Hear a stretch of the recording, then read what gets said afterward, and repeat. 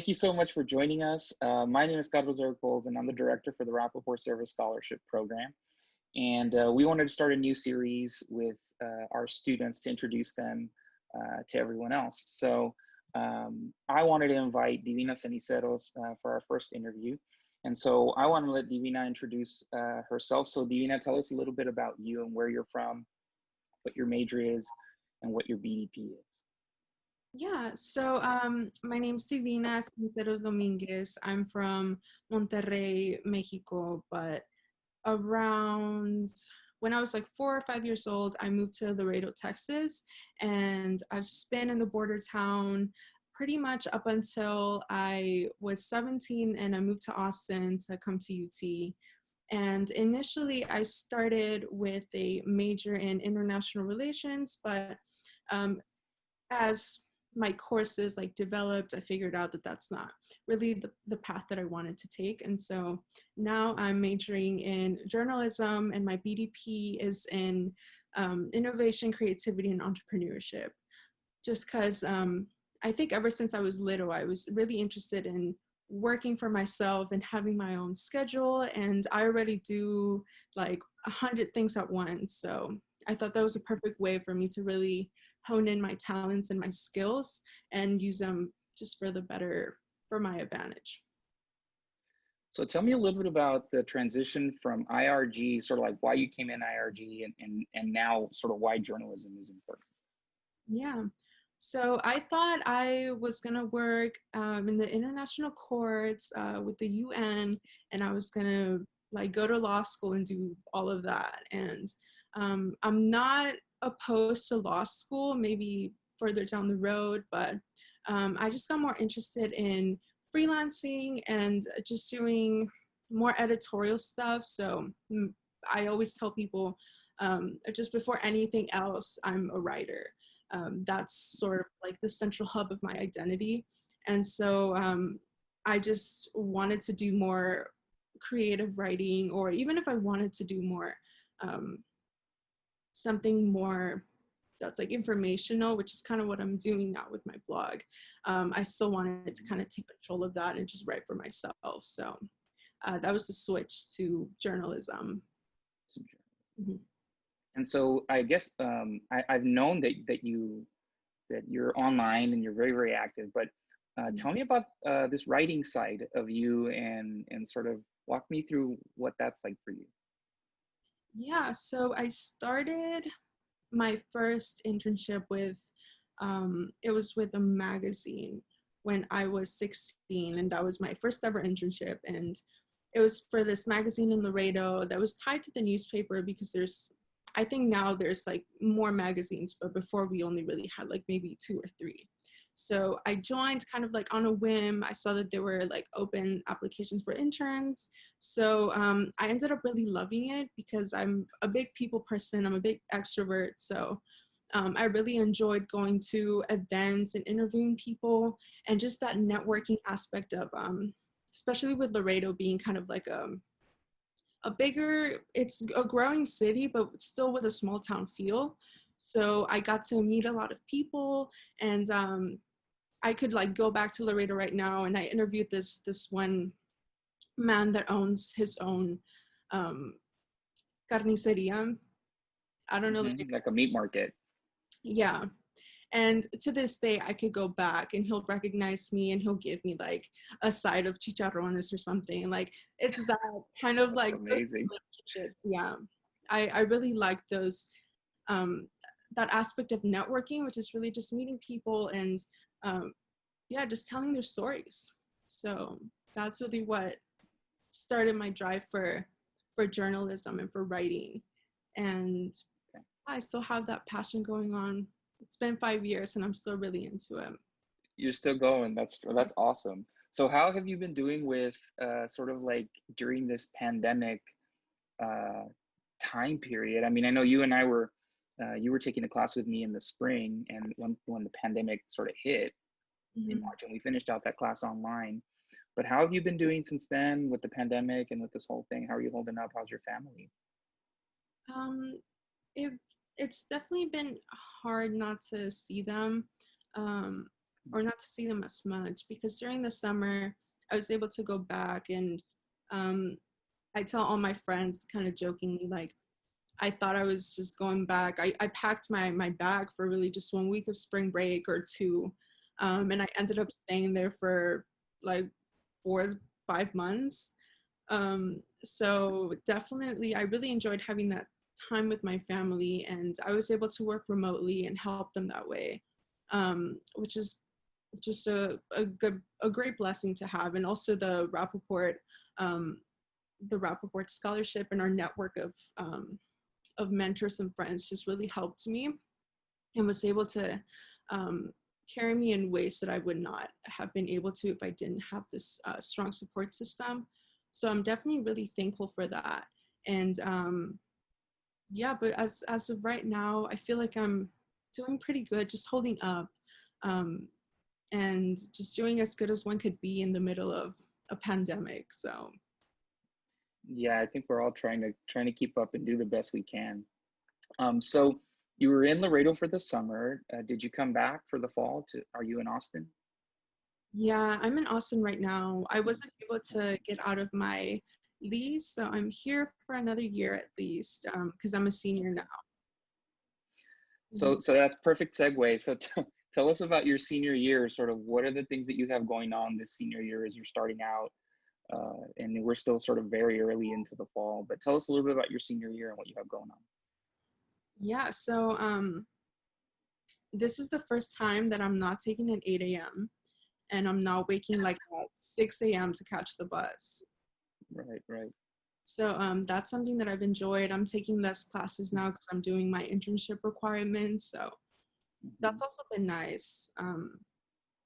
But I'm taking now with my BDP less journalism classes and more entrepreneurship, kind of marketing, startup classes that are really interesting.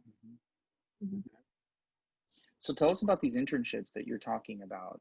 And I know a little bit about it just because I've been working with you on some of the internships, but tell us a little bit about some of the internships that you have going on and sort of what it is that you're doing. Yeah. So right now I'm doing two kind of internships. One is a digital marketing internship at McCombs, at the MBA school. And over there, I just do more, again, like writing and interviewing for our admissions program.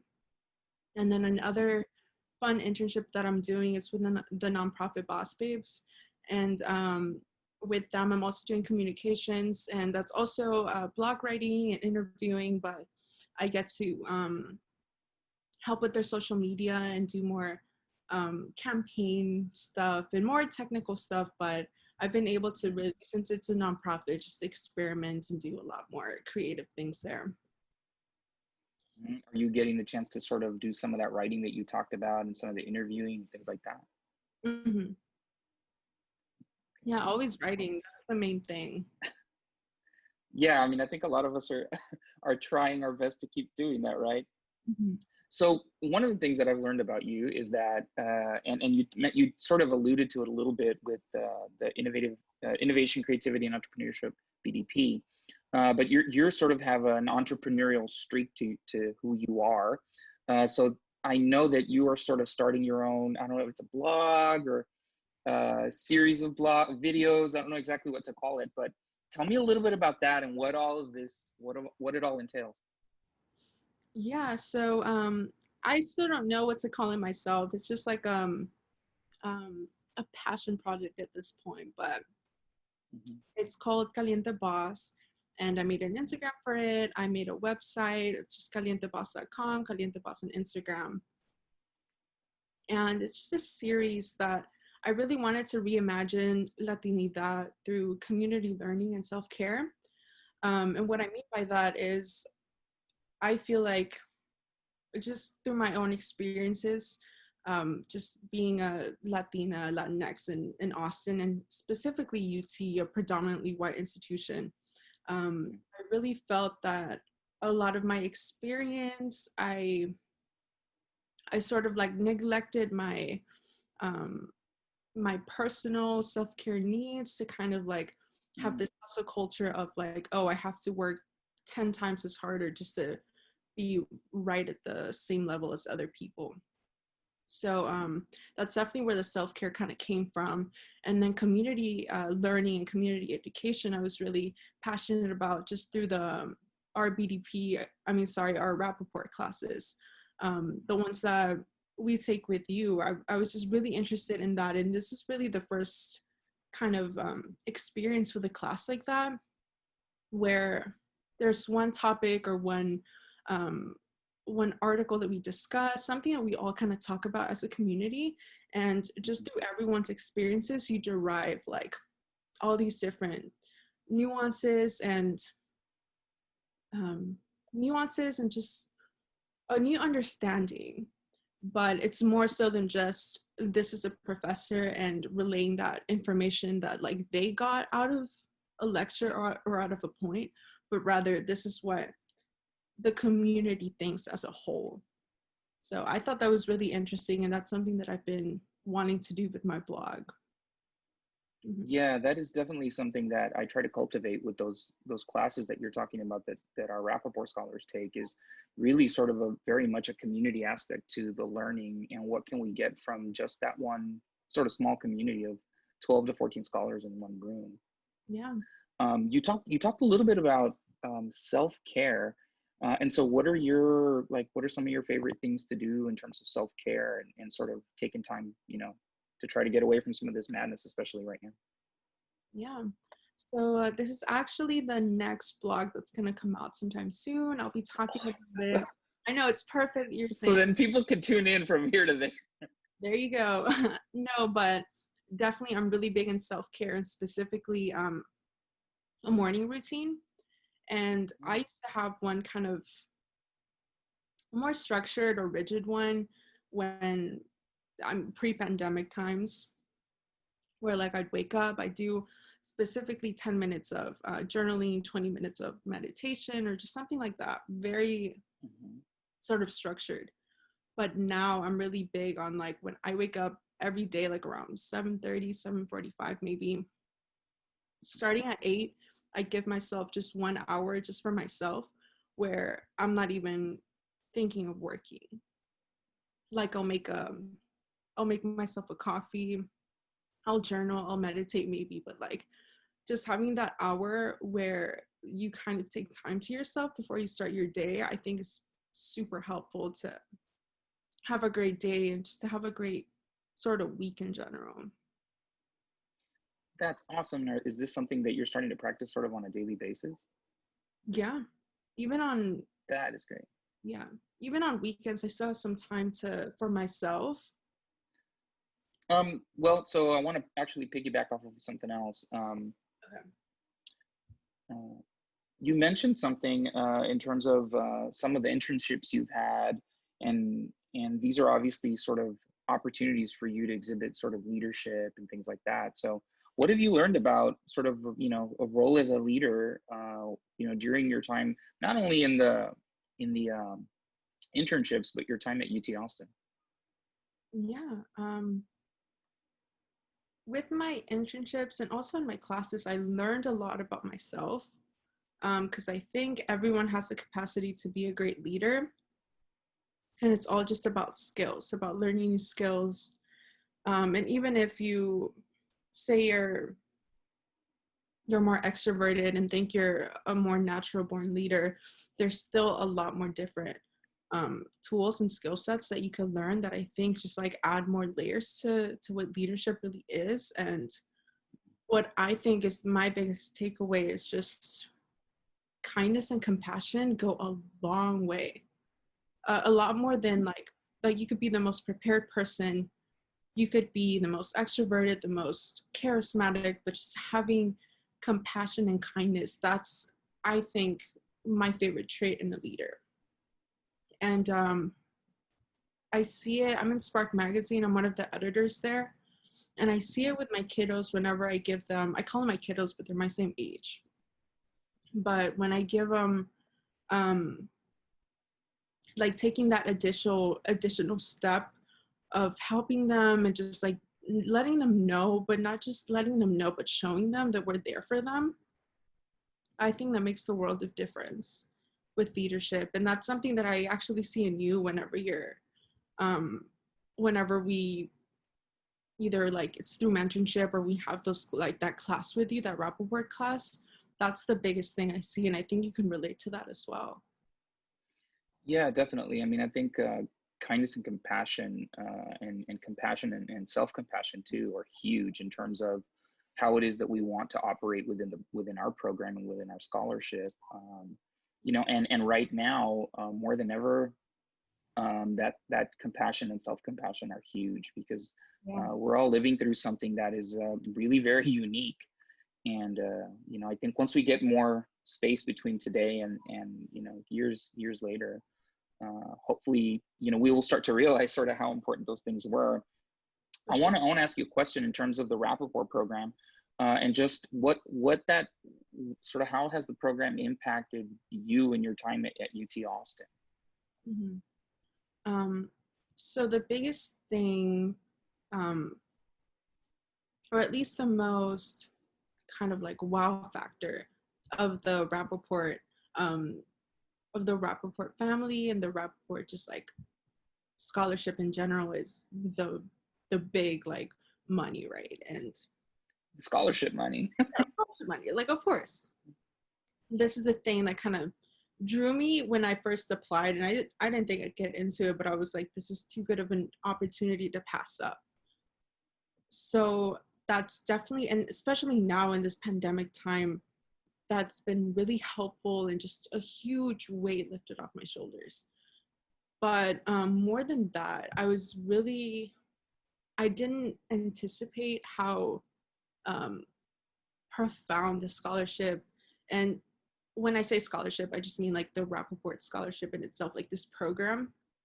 I could never anticipate just how much of an impact it would make in my life in terms of the friends that I have now. And the Rapoport community really curates a specific type of people, one that is really passionate about helping others, about making a good imprint in the world.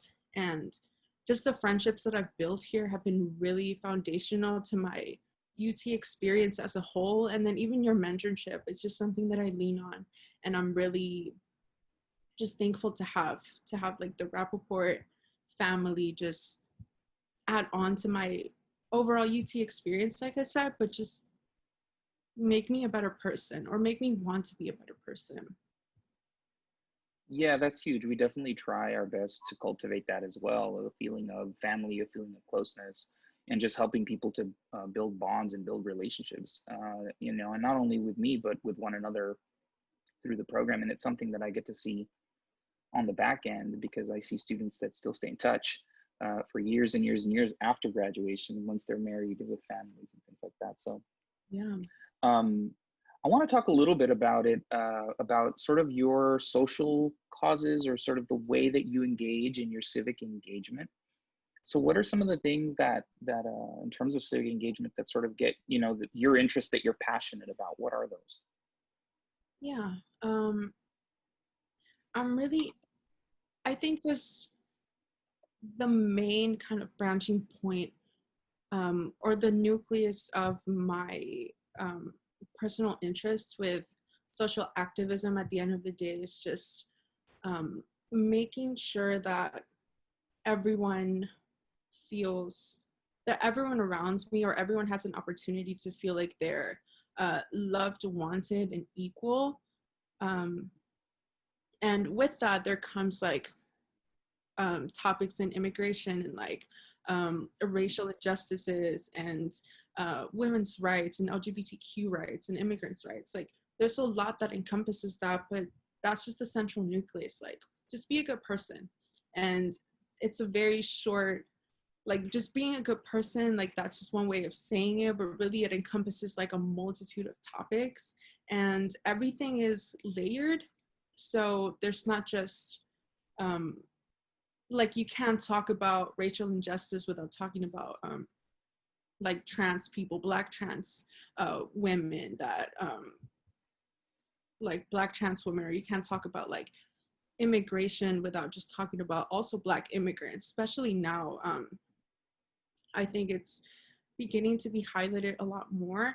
And so I'm interested in a multitude of topics, but it's just really about just being a good person and being a good advocate and ally for others. And that's something that I've learned within this with this scholarship as well, or this program. Like in the classes that I mentioned before, you could have your own perspective and your own things that you feel like, oh, like I'm still, this is an injustice against me, and this is something that I'm experiencing, and it could be valid, but just seeing other people that have a different experience than yours is also just as impactful, and it's needed for you to really understand those nuances of intersectionality. Yeah. So how does this then intersect with what you're doing with Caliente Boss and Latinidad and self-care? How does that intersect? Yeah, I think, like I said, my two pillars are community learning and self-care. And I'm a very political person just because of my personal experiences. Like I need to be political, and I need to understand what's going on in the world.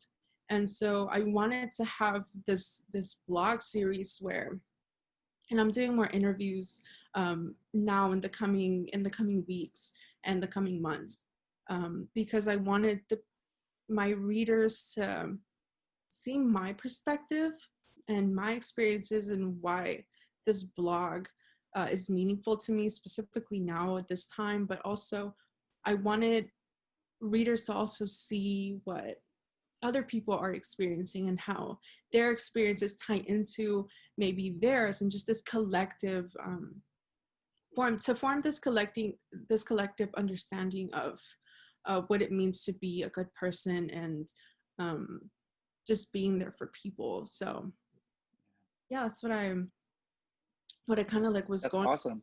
Yeah.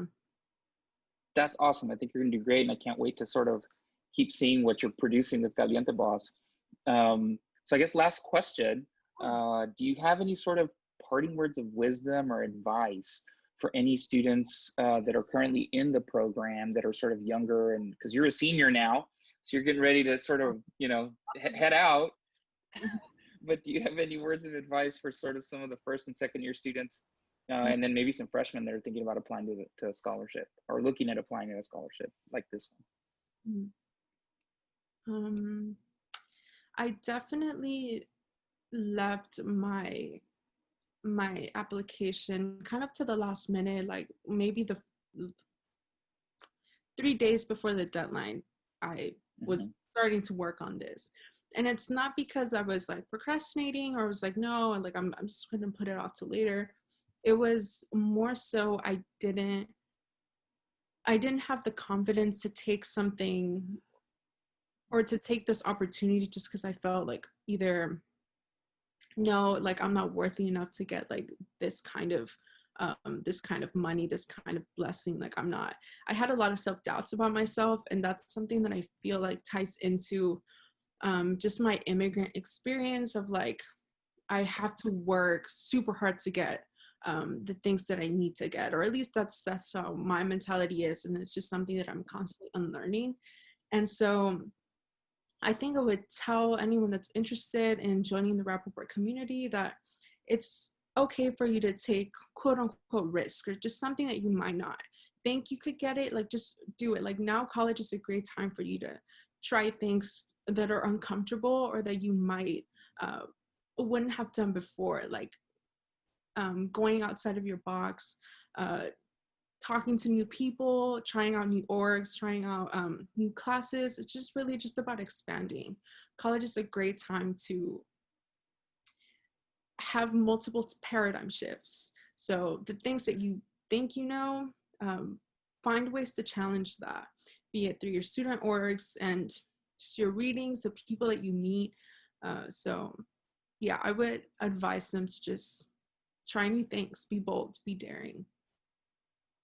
Love it. That's perfect. That's great advice, Divina.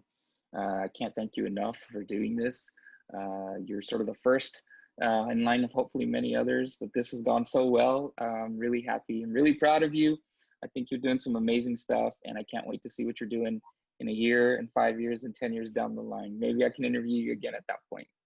I would love to. I can't even see where I'm going to be in the next 5 years. So, Oh, I can't wait either. yeah, Thank you so much. This has been so much fun. Yeah. I wish you the best. Good luck. Stay safe, and we'll be talking soon. Thank you so much. Thank you for taking the time to talk to me today. And just thank you for being a great mentor and a great resource and friend throughout my Rapoport experience. You're most welcome. It's completely my pleasure. And this is the kind of fun I get to have on a daily basis with my students. So it's a complete pleasure. Thank you so much. We'll talk to you soon.